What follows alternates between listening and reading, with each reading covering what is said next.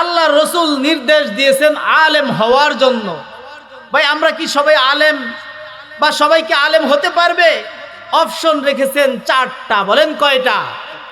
Option রেখেছেন চারটা। যদি তুমি আলেম না হতে পারো, সুযোগ সম্ভব না হয়, আও মুতাআল্লিমান, আলেমের ছাত্র হও। কি হও ভাই? আলেমের ছাত্র হও। যদি আলেমের ছাত্র হতে পারো, তুমি জাহান্নামের আগুন থেকে বাঁচার জন্য দ্বিতীয় নাম্বার পথ অবলম্বন করলে। বলেন না সুবহানাল্লাহ। এই সুযোগটা আমাদের আছে তো? এই সুযোগটা আমাদের আছে তো? অবশ্যই এই সুযোগটা আছে। আজকে এই আল ফুরকান কওমি মাদ্রাসার উদ্যোগে বার্ষিক ইসলামী মহাসম্মেলন ফাঁকে একটা কথা বলি, এই সমস্ত কওমি মাদ্রাসায় দুই ধরনের ফায়দা দিয়ে থাকে। কয় ধরনের ফায়দা দিয়ে থাকে? একটা হলো আম ফায়দা, আরেকটা হলো খাস ফায়দা। একটা হলো খাস মানুষদের জন্য ফায়দা, আরেকটা হলো আম মানুষদের জন্য ফায়দা।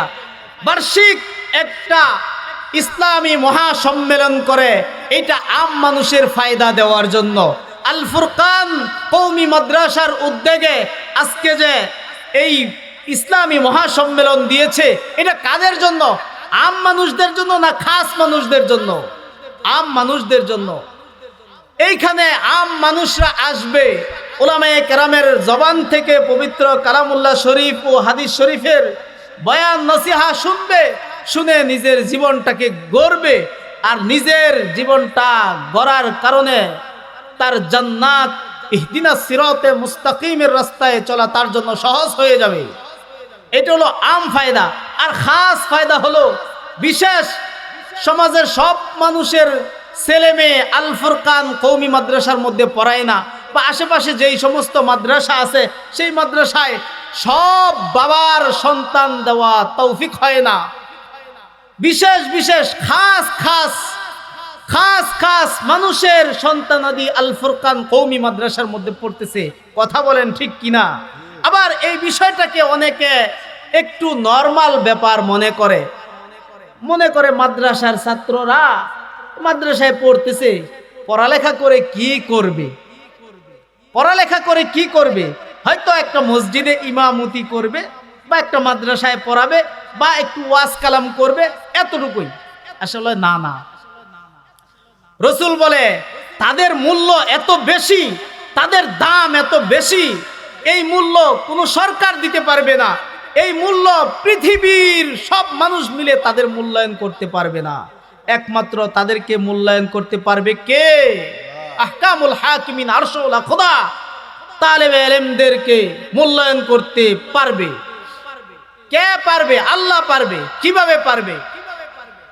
ওয়া ইন্নাল মালাইকাতা লাতাদউ আজনিহাতাহা লিযাল্লি তালিবিল ইলম। আল ফুরকান কওমি মাদ্রাসার মধ্যে ছোট্ট ছোট্ট শিশু বাচ্চারা কোরআন ও হাদিস শিখার জন্য আসেন। সকালে একবার আসে, বিকালে আবার চলে যায় কোরআন শিখার জন্য। ঘর থেকে বের হওয়ার সময় বেগুনা মাসুম ফেরেশতারা তাদের সম্মানার্থে, বেগুনা মাসুম ফেরেশতারা তাদের সম্মানার্থে তাদের পায়ের নিচে নূরের পাখা বিছায় দেয়। বলেন না সুবহানাল্লাহ। এটা কোনো প্রধানমন্ত্রীর ব্যাপারে নয়। এই সম্মানটা কোনো এমপি, মেম্বার, চেয়ারম্যান, এইরকম যত বড় চাকরি নকরি করুক না কেন, যত বড় ব্যবসা বাণিজ্য ইন্ডাস্ট্রির মালিক হোক না কেন, যত বড় কোটিপতি হোক না কেন, কারো ব্যাপারে এই সম্মানটা নাই।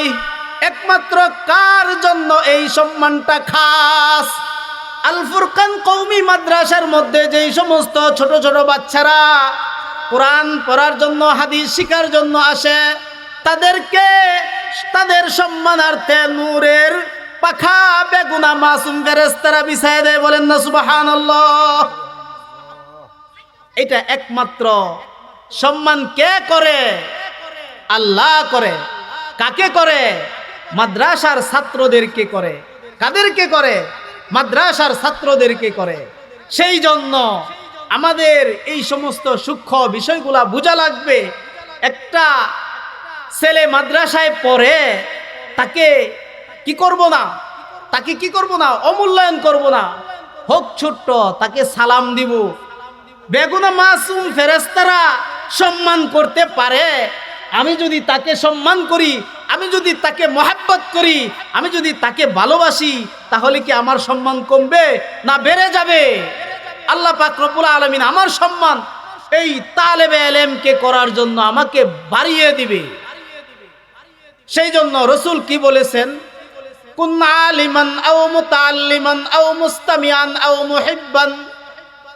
তুমি আলেম হও, যদি আলেম হতে পারো তাহলে তোমার জাহান্নামের আগুন থেকে বাঁচার জন্য 1 নম্বর পথ অবলম্বন করলে, যদি সুযোগ সম্ভব না হয় আও মুতাআল্লিমান, আলেমের কি হও, আলেমের ছাত্র হও।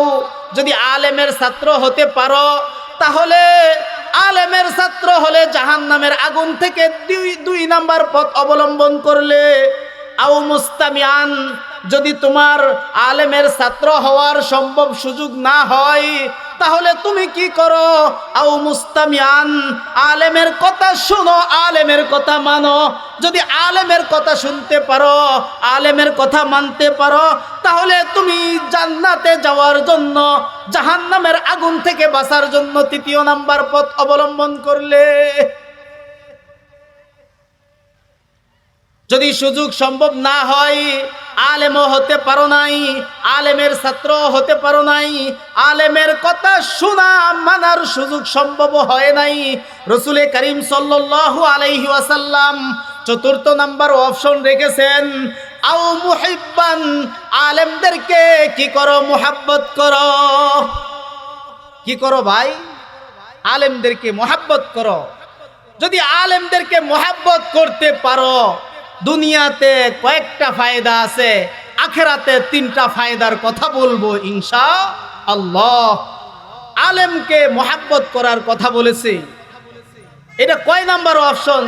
লাস্ট 4th নম্বর অপশন। তুমি আলেমকে মুহাব্বত করলে না, তুমি আলেমও হতে পারলে না, আলেমের ছাত্রও হতে পারলে না, আলেমের কথা শোনা মানার সুযোগ সম্ভব হয় নাই, আলেমকে মুহাব্বত করলে না, খবরদার খবরদার, তুমি আর কোন পথ অবলম্বন করবে? আলেমের বিরোধিতা ছাড়া আর কোন তো পথ নাই। তাহলে তুমি আলেমের বিরোধিতা করবে। রাসূল বলে, ওয়ালা তাকুন খামিসান ফাতাহলিক, খবরদার খবরদার খবরদার, তুমি 5ম নাম্বারই হয়ো না। 5ম নাম্বার কি? আলেমের বিরোধিতা করা। কি করা ভাই? আলেমের বিরোধিতা করা। আলেমদেরকে মুহাব্বত করলে কি হয়, এর একটা উদাহরণ এই যে আল ফুরকান কওমি মাদ্রাসার মধ্যে যে ছাত্ররা পড়াশোনা করে, এইখানে পড়াশোনা করে আলহামদুলিল্লাহ অনেকে ভালো ভালো হাফেজ হয়েছে, আলেম হচ্ছে, হবে। আলেম গড়ার কারখানা হলো আল ফুরকান কওমি মাদ্রাসা। কথা বলেন ঠিক কিনা? আলেম গড়ার কারখানা, আলেম গড়ার কারখানা কোনটা? আল ফুরকান কওমি মাদ্রাসা। আলেমকে মুহাব্বত করলে কি হয়, দুনিয়াতে কি হয় বলবো? দুনিয়াতে সবচেয়ে বড় ফায়দা, আল্লাহ পাক রব্বুল আলামিন আসমান ঠিক রাখবেন, জমিন ঠিক রাখবেন, পাহাড় পর্বত নদ নদী ঠিক রাখবেন, যা কিছু আছে কুল কায়নাত সব কিছু ঠিক রাখবেন।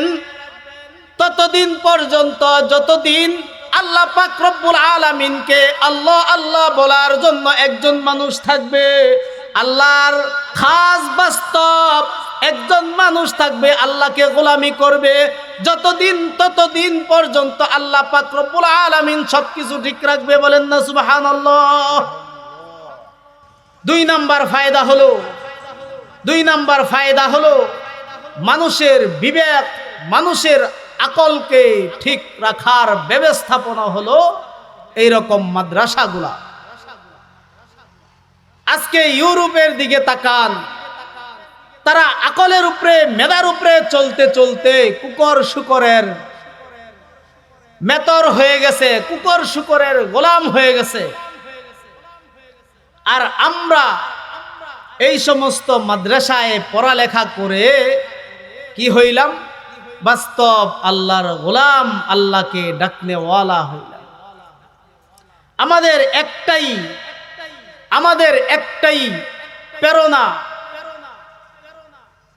কলবে যাকির দে মুঝে और रोने वाली अक दे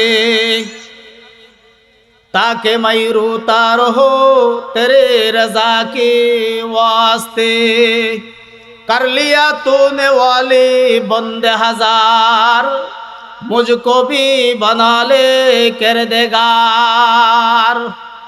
ও আল্লাহ, তোমার কত বান্দাদেরকে তোমার ওলি বানিয়েছ। ও আল্লাহ, তোমার কত বান্দাদের জবানের মধ্যে জিকির চালু করে দিয়েছ। ও আল্লাহ, তোমার কত বান্দাদেরকে তোমার কলবটা তোমার জন্য সঁপে দিয়েছে। ও আল্লাহ, কত বান্দাদেরকে তোমার পাগল বানিয়েছ। আল ফুরকান কওমি মাদ্রাসার মধ্যে যারা পড়ে, এইরকম কওমি মাদ্রাসার মধ্যে যারা পড়ে, তাদের একটাই তামান্না কর লিয়া তूने ওয়ালি বন্দে হাজার মুঝকো ভি বানা লে কিরদেগার। ও আল্লাহ, তোমার কত পাগল বান্দাদেরকে তুমি কবুল করে নিয়েছ।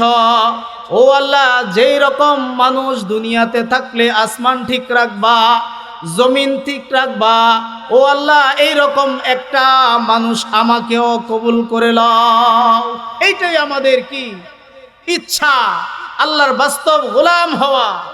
তাহলে এই সমস্ত মাদ্রাসায় যারা পড়ে তাদের ইচ্ছা কি? তাদের ইচ্ছা হলো আল্লাহর বাস্তব গোলাম হওয়া, বাস্তব জিকির করনেওয়ালা হওয়া। আর এইটার মাধ্যমে ফায়দা কি হয়?